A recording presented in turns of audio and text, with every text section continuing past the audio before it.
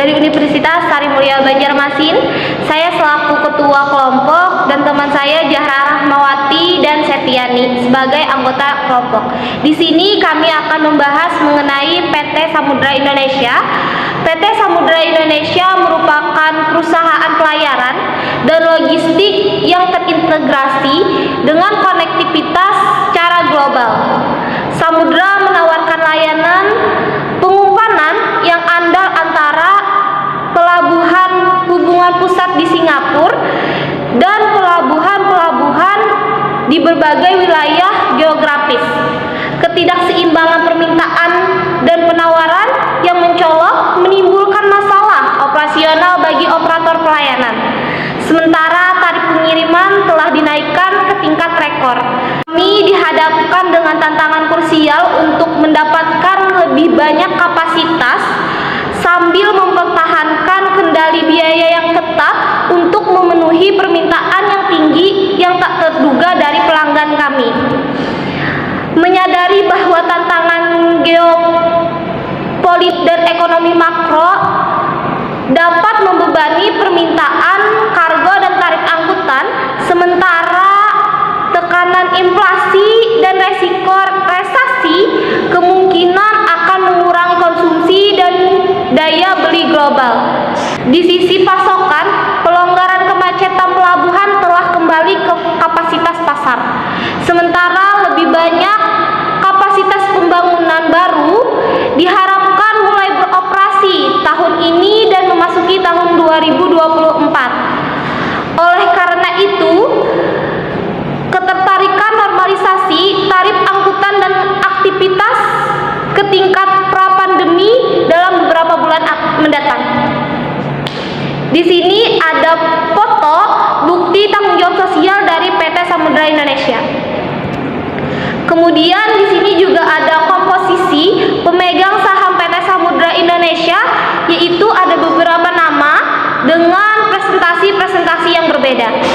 Selanjutnya akan dilanjutkan oleh Zahra Rahmawati. PT Samudra Indonesia adalah perusahaan yang bergerak pada industri infrastruktur, sektor utilities dan transportasi, dan subsektor transportasi. Samudra Indonesia memiliki 5 lini bisnis, yaitu Samudra Shipping, Samudra Logistik, Samudra Ponds, Samudra Property, dan Samudra Service. Pasar pelayaran global saat ini banyak tantangan dan kesempatan di dalamnya. Selama 3 tahun berturut-turut, kinerja keuangan perusahaan selalu mengalami peningkatan. Seperti yang dapat dilihat pada tabel di samping, yaitu tabel service revenue pada tahun 2020, 2021, dan 2022. Pengelolaan kegiatan operasional yang efektif diiringi dengan utilisasi sumber daya yang cermat menjadi katalis pertumbuhan perusahaan. Untuk menyediakan layanan berkualitas tinggi pada pelanggan, Samudra Indonesia didukung oleh 8.185 orang karyawan, 150 lebih anak perusahaan, cabang, dan kantor yang dimiliki PT Samudra Indonesia Tbk di semua pelabuhan utama di Indonesia dan Asia. Kondisi internal pada PT Samudra Indonesia 3 tahun belakangan dapat dilihat pada tabel berikut, yaitu tabel pada tahun 2020, 2021, dan 2022.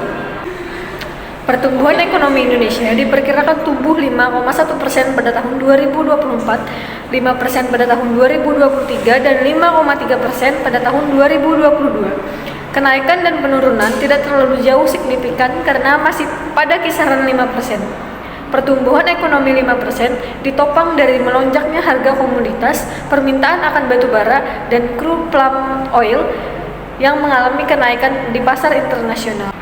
Adanya pertumbuhan ekonomi yang mulai membaik membawa keberkahan bagi PT Samudra Indonesia. Meningkatnya konsumsi mendorong tingginya permintaan akan barang yang menyebabkan naiknya volume perdagangan dunia. Namun demikian, kenaikan volume perdagangan dunia tidak diiringi dengan ketersediaan kontainer di pelabuhan-pelabuhan dunia seperti Shanghai dan Qingdao. Perusahaan membukukan laba bersih sebesar 139,1 juta US dollar pada tahun 2021 dan mengalami peningkatan sebesar 326,9 juta US dollar pada tahun 2022. Pertumbuhan ekonomi global masih terlihat mengalami perlambatan. Pertumbuhan ekonomi global pada tahun 2024 diprediksikan oleh IMF pada kisaran 3,0%, sedangkan pada tahun 2023 sebesar 2,8% dan tahun 2022 sebesar 3,4%. SMDR dilihat dari current ratio mengalami peningkatan sebesar 23,8%, WINS mengalami peningkatan sebesar 18,2%, sedangkan untuk SOCI mengalami penurunan sebesar 56%. BLTA menurun sebesar 7,7%. Rasio likuiditas perusahaan SMDR dianggap liquid, di mana SMDR di atas rata-rata industri karena nilai dari current ratio. Quick ratio sebanyak 2 kali, yang artinya bahwa aset perusahaan 2 kali lebih besar daripada kewajibannya. Perusahaan dianggap aman dan mampu memenuhi kewajiban lancarnya dengan menggunakan aset pada saat jatuh tempo. Perusahaan yang memiliki kemampuan yang sama adalah WINS dan SOCI, sedangkan perusahaan lain di bawah rata-rata SMDR. Rasio kas SMDR juga berada di atas rata-rata industri, sehingga dapat disimpulkan bahwa rasio likuiditas perusahaan SMDR nilai baik dan liquid.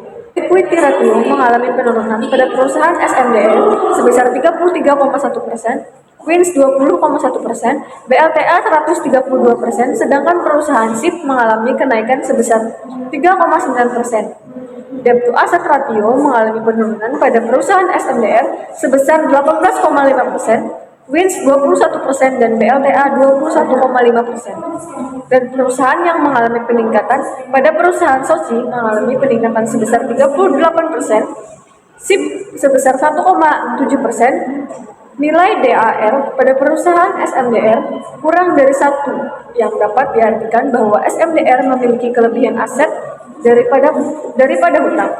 Aset perusahaan dan ekuitas perusahaan 2 kali lebih besar bila dibandingkan dengan hutang perusahaan.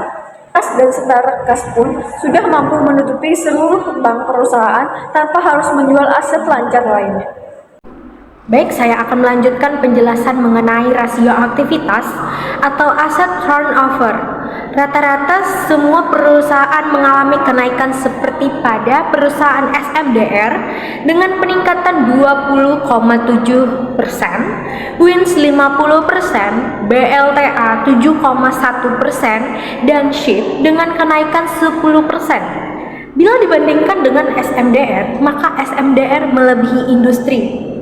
Receivable turnover mengalami kenaikan perusahaan 48,3%, WINS 70%, dan SHIP 1,1%. Penurunan working capital turnover mengalami kenaikan pada perusahaan SOCI 380%, WINS 74,4%, BLTA 148,2%, namun SMDR mengalami penurunan 32,2%. Berdasarkan analisis arus kas periode 2021 sampai dengan 2022, diketahui arus kas mengalami peningkatan baik dari segi operating, investing, dan financing. Saldo kas dan bank mengalami peningkatan sebagai hasil dari kas bersih yang tinggi serta aktivitas bisnis yang lebih tinggi, serta adanya penambahan 4 kontainer kapal yang telah disewakan saat tahun ini. Metode Absolute Valuation Discounted Cash Flow atau DCF, metode yang kami gunakan berupa metode valuasi discounted cash flow dan memperoleh harga wajar 1030 dengan asumsi. Tata kelola perusahaan berdasarkan perhitungan tersebut, kami memperoleh harga wajar SMDR sebesar 366, di mana harga pasar saat ini sebesar 1.700, sehingga dapat disimpulkan untuk IRRA masih dalam keadaan di mana harga pasar overvalue lebih tinggi dari harga wajar.